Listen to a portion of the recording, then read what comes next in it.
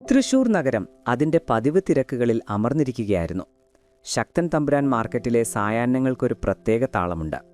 മീൻ വണ്ടികളുടെ ഹോൺ വിളികൾ, പച്ചക്കറി ലേലം വിളിക്കുന്നവരുടെ ഒച്ചപ്പാടുകൾ, വിയർപ്പിന്റെയും പൊടിയുടെയും ഗന്ധം. അസ്തമയ സൂര്യൻ ആകാശത്ത് ചെമപ്പ് പടർത്തുമ്പോഴും താഴെ ജീവിതം ഓട്ടം നിർത്താറില്ല.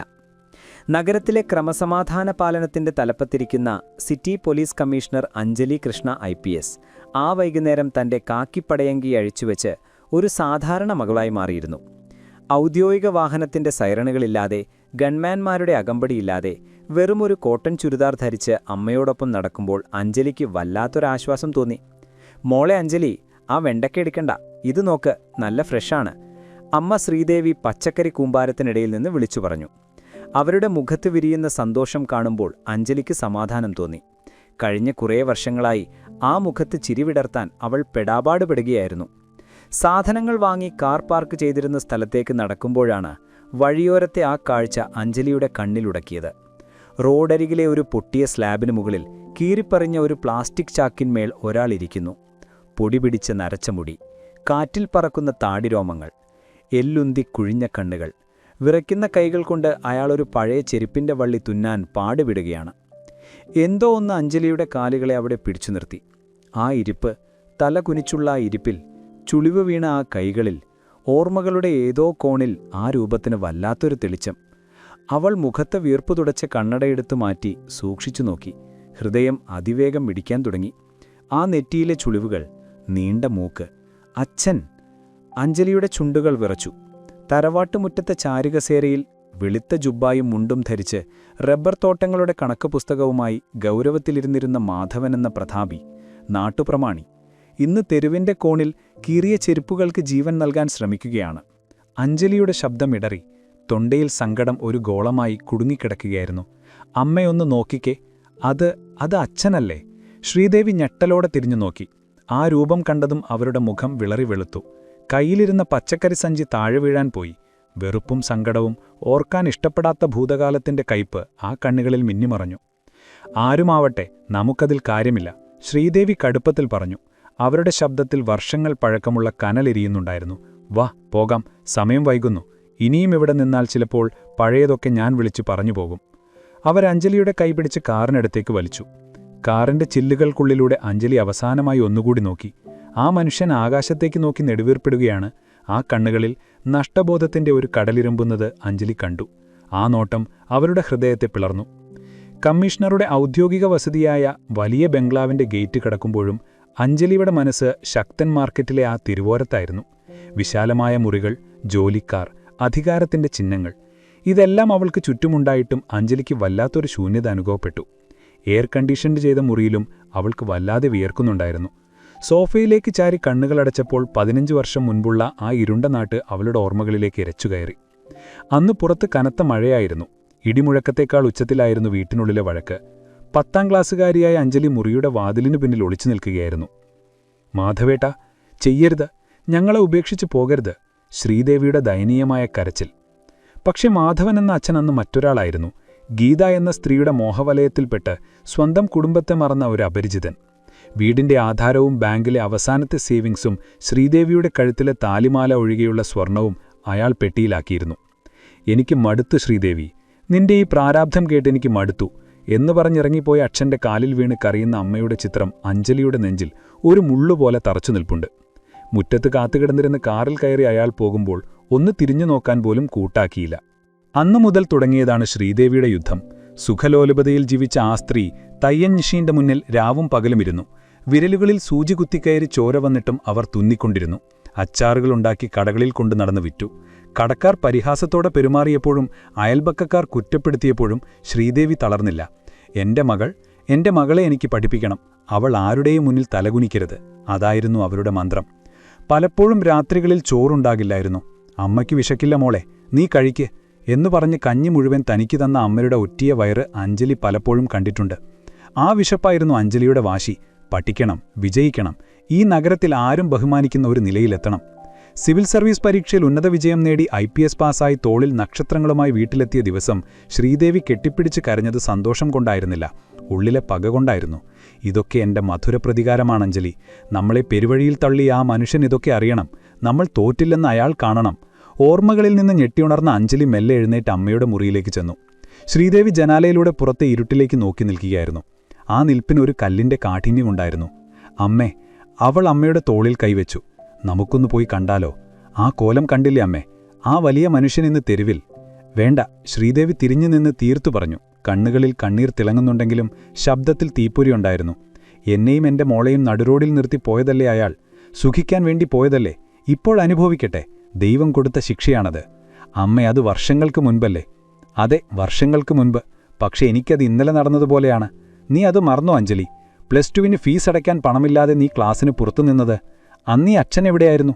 എനിക്ക് പനി വന്നപ്പോൾ ആശുപത്രിയിൽ കൊണ്ടുപോകാൻ പോലും കാശില്ലാതെ നമ്മൾ അനുഭവിച്ചത് നീ മറന്നോ?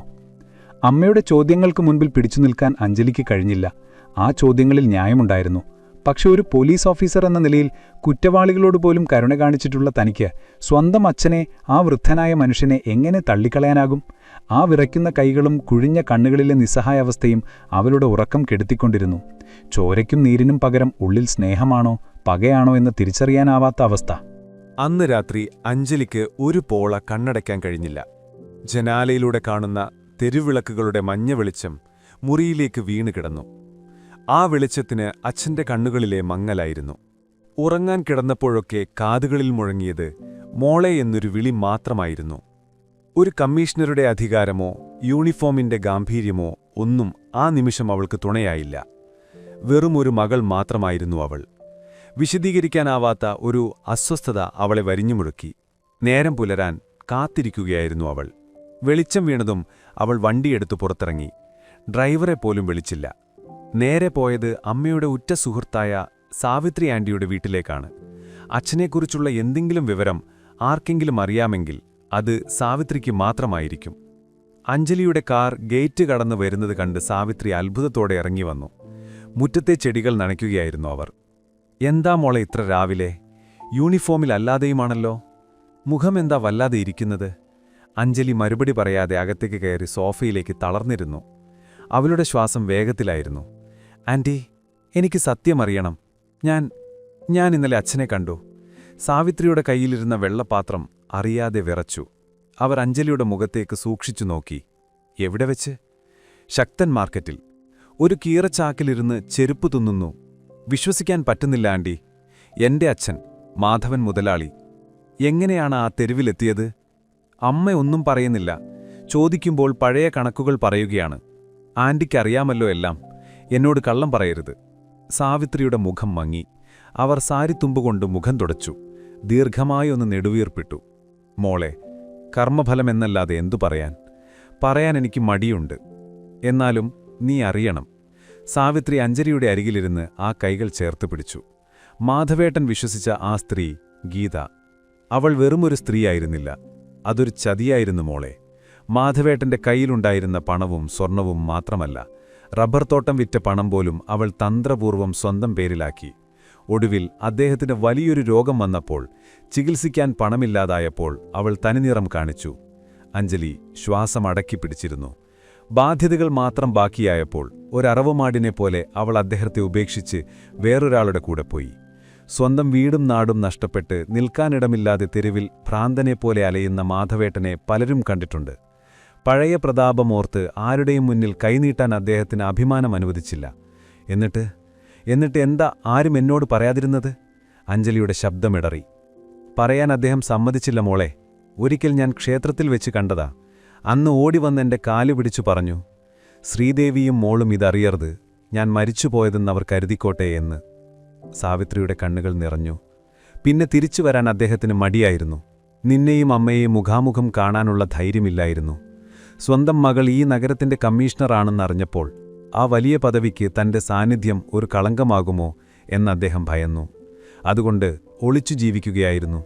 അഞ്ജലി മുഖം പൊത്തി കരഞ്ഞു. പലപ്പോഴും നിന്റെ കാർ സൈറൻ മുഴക്കി പോകുന്നത് കാണാൻ അദ്ദേഹം വഴിയിൽ കാത്തിരിക്കാറുണ്ടെന്ന് ആരോ പറഞ്ഞു ഞാൻ കേട്ടിട്ടുണ്ട്. ശക്തൻ സ്റ്റാൻഡിലെ സിഗ്നലിൽ ആ പൊരിവെയിലത്ത് മണിക്കൂറുകളോളം നിൽക്കും. നിന്റെ വണ്ടിയൊന്ന് കാണാൻ. ആരെങ്കിലും വല്ലതും വാങ്ങിക്കൊടുത്താൽ കഴിക്കും. ഇല്ലെങ്കിൽ പച്ചവെള്ളം കുടിച്ചു കിടക്കും.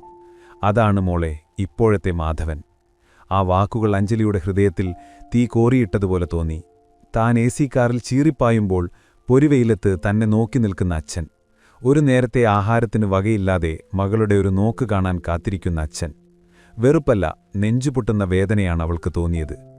ഇനി വയ്യ ആൻറ്റി, ഇനിയും ഞാൻ കണ്ടില്ലെന്ന് നടിച്ചാൽ എനിക്ക് മാപ്പില്ല. അഞ്ജലി എഴുന്നേറ്റു. അവളുടെ കണ്ണുകളിൽ നിശ്ചയദാർഢ്യം തെളിഞ്ഞു. ഇനി ഒരു നിമിഷം പോലും വൈകിക്കൂടാ എന്ന് അഞ്ജലി തീരുമാനിച്ചു. അവളുടെ ഉള്ളിൽ കൊടുങ്കാറ്റ് വീശുന്നുണ്ടായിരുന്നു. സാവിത്രിയെയും കൂട്ടി അവൾ നേരെ ശക്തൻ സ്റ്റാൻഡിന്റെ പരിസരത്തേക്ക് വണ്ടി തിരിച്ചു. അമ്മയുടെ സമ്മതത്തിന് കാത്തുനിന്നാൽ ഒരുപക്ഷേ ഇനി ഒരിക്കലും അച്ഛനെ കാണാൻ പറ്റിയെന്നു വരില്ല. കാർ സ്റ്റിയറിംഗിൽ മുറുകെ പിടിച്ചിരുന്ന അവളുടെ കൈവിരലുകൾ വെളുത്തിരുന്നു. ഉച്ചവെയിൽ കത്തിജ്വലിക്കുന്ന സമയം. ടാർ റോഡിൽ നിന്ന് ചൂട് ആവി പറക്കുന്നുണ്ടായിരുന്നു. വായുവിൽ പോലും മീനിന്റെയും അഴുക്കിന്റെയും രൂക്ഷഗന്ധം തങ്ങി നിൽക്കുന്നു. ശക്തൻ മാർക്കറ്റിന്റെ ഒരു മൂലയിൽ ആ പഴയ ചാക്കിനു മുകളിൽ മാധവൻ ഇരിക്കുന്നുണ്ടായിരുന്നു. അഞ്ജലി വണ്ടി നിർത്തി. എസിയുടെ തണുപ്പിൽ നിന്ന് പൊരിവെയിലിലേക്കിറങ്ങിയപ്പോൾ അവളുടെ കണ്ണുകൾ ചുളിഞ്ഞു.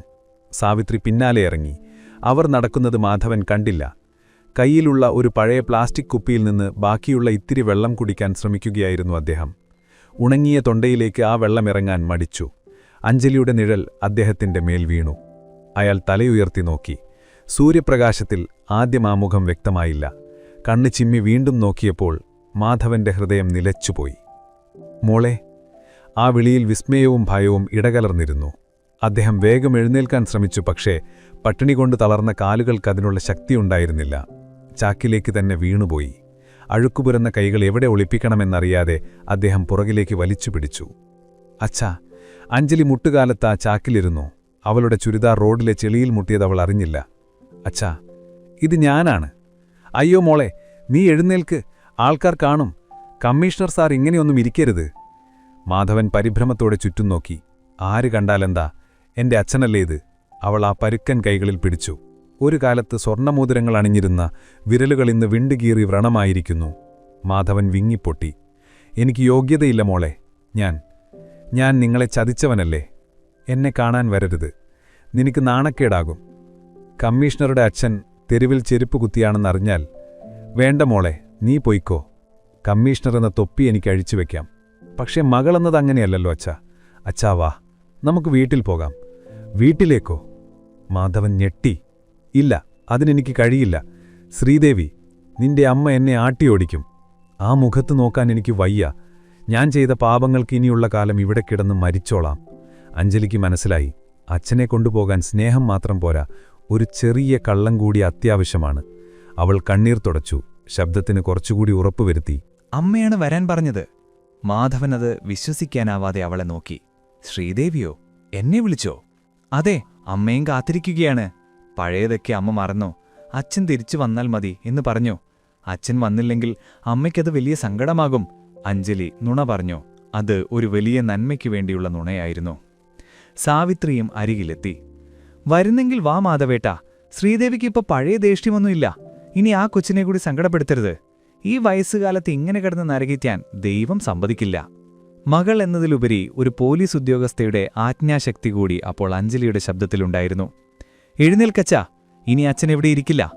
മാധവൻ പതിയെ എഴുന്നേറ്റു. ചെരുപ്പ് തുന്നുന്ന സൂചിയും നൂലും അദ്ദേഹം അവിടെ ഉപേക്ഷിച്ചു. പക്ഷേ ആ കീറിയ ചാക്കിലേക്ക് അദ്ദേഹം അവസാനമായി ഒന്നുകൂടി നോക്കി. തന്റെ പാപങ്ങളുടെ ഭാരം ഇറക്കിവെച്ചതുപോലെ ഒരു നെടുവീർപ്പ്. അഞ്ജലി അച്ഛന്റെ കൈ പിടിച്ച് കാറിലേക്ക് നടത്തി. ചുറ്റും കൂടി നിന്ന ചുമട്ടുതൊഴിലാളികളും ഓട്ടോക്കാരും അത്ഭുതത്തോടെ അത് നോക്കി നിന്നു. തങ്ങളുടെ കൂടെ കൂടിയിരുന്ന ആ ഭ്രാന്തനെന്ന് വിളിച്ചിരുന്ന മനുഷ്യൻ ആരാണെന്ന് അവർ തിരിച്ചറിയുകയായിരുന്നു. കാറിന്റെ പിൻസീറ്റിൽ എസിയുടെ തണുപ്പിലിരിക്കുമ്പോൾ മാധവൻ വിറയ്ക്കുന്നുണ്ടായിരുന്നു. അത് തണുപ്പുകൊണ്ടായിരുന്നില്ല, മറിച്ച് ഭയം കൊണ്ടും ആശ്വാസം കൊണ്ടുമായിരുന്നു. മകളുടെ തോളിൽ തലചായ്ച്ച് വർഷങ്ങൾക്ക് ശേഷം അദ്ദേഹം കണ്ണുകളടച്ചു. കമ്മീഷണറുടെ ഔദ്യോഗിക വസതിയുടെ മുന്നിൽ കാറ് വന്നു നിന്നു. ഉമ്മറത്ത് തൂണിൽ ചാരി എന്തോ ആലോചിച്ച് നിൽക്കുകയായിരുന്നു ശ്രീദേവി. കാറിന്റെ ശബ്ദം കേട്ട് അവർ തലയുയർത്തി. കാറിൽ നിന്നിറങ്ങുന്ന മുഷിഞ്ഞ വേഷത്തിലുള്ള മാധവനെ കണ്ടതും അവരുടെ മുഖം കറുത്തു. കോപം കൊണ്ട് ശരീരം വിറച്ചു. ഇയാളെ എന്തിനെങ്ങോട്ട് കൂട്ടിക്കൊണ്ടുവന്നത്? ശ്രീദേവി പൊട്ടിത്തടച്ചു. അവരുടെ ശബ്ദം വീട് മുഴുവൻ മുഴങ്ങി. എന്റെ ജീവിതം തുലച്ചത് പോരാഞ്ഞിട്ട് ഇനി മകളുടെ സമാധാനം കൂടി കളയാൻ വന്നതാണോ? ഇനി എന്ത് ബാക്കിയുണ്ട് കവർന്നെടുക്കാൻ? ഇറങ്ങിപ്പോകാൻ പറയാളോട്. ശ്രീദേവിയുടെ വാക്കുകൾ ഓരോന്നും ചാട്ടുള്ളി പോലെയാണ് മാധവന് കൊണ്ടത്. അദ്ദേഹം ഒന്നും മിണ്ടാതെ നിറഞ്ഞ കണ്ണുകളോടെ തിരിഞ്ഞു നടക്കാൻ തുടങ്ങി. പക്ഷേ അഞ്ജലി ഓടിച്ചെന്ന് അയാളുടെ കയ്യിൽ മുറുകെ പിടിച്ചു. നിൽക്കു അച്ഛാ. അവൾ അമ്മയുടെ നേരെ തിരിഞ്ഞു. അമ്മേ, ഇതെന്റെ വീടാണ്. എന്റെ അച്ഛൻ ഇവിടെ നിൽക്കും, ഇനി എങ്ങോട്ടും പോകില്ല. അഞ്ജലി, നീ എന്താ ഈ പറയുന്നത്? നമുക്ക് ചോറ് തരാതിരുന്ന നമ്മളെ പെരുവഴിയിൽ തള്ളിയ... അതെ അമ്മേ, അച്ഛൻ തെറ്റ് ചെയ്തിട്ടുണ്ട്, വലിയ തെറ്റ്. പക്ഷെ അതിനുള്ള ശിക്ഷ അച്ഛൻ അനുഭവിച്ചു കഴിഞ്ഞു. നോക്കമ്മേ, ആ കോലം. ഒരു നേരത്തെ ഭക്ഷണത്തിന് പോലും വകയില്ലാതെ തെരുവിൽ കിടന്ന മനുഷ്യനാണ്. തെറ്റുകൾ പറ്റാത്തവരായി ആരുണ്ട്? നമ്മൾ ക്ഷമിച്ചില്ലെങ്കിൽ പിന്നെ ആരാണ് ക്ഷമിക്കുക? അച്ഛനില്ലാത്ത മകളായും ഭർത്താവില്ലാത്ത സ്ത്രീയായും ഇനിയുള്ള കാലം നമ്മൾ എന്തിനാ കഴിയുന്നത്? പകകൊണ്ട് നമുക്ക് എന്ത് കിട്ടിയമ്മേ? അഞ്ജലി പൊട്ടിക്കരയുകയായിരുന്നു. സാവിത്രിയും ശ്രീദേവിയുടെ അരികിലെത്തി തോളിൽ കൈവച്ചു. ശ്രീദേവി, മകൾ പറയുന്നത് കേൾക്ക്. നിന്റെ വാശിക്കിനി അർത്ഥമില്ല. നോക്ക്, ആ മനുഷ്യൻ ഉരുകിത്തീർന്നു. ഇനിയുള്ള കാലമെങ്കിലും സമാധാനമായി ജീവിക്കട്ടെ. മരിച്ചു കഴിഞ്ഞിട്ട് മാപ്പ് കൊടുത്തിട്ട് എന്ത് കാര്യം? ശ്രീദേവി മാധവനെ നോക്കി. തല കുനിച്ച് കണ്ണീരൊലിപ്പിച്ച് നിൽക്കുന്ന ആ രൂപം. ഒരു കാലത്ത് താൻ സ്നേഹിച്ച, തന്റെ കഴുത്തിൽ താലി ചാർത്തിയ പുരുഷൻ. ആ പഴയ പ്രതാപിയായ മാധവനെ അവിടെങ്ങും കാണാനില്ല.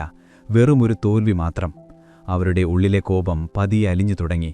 കണ്ണിന്റെ കോണിൽ ഒരു തുള്ളി കണ്ണീർ പൊടിഞ്ഞു.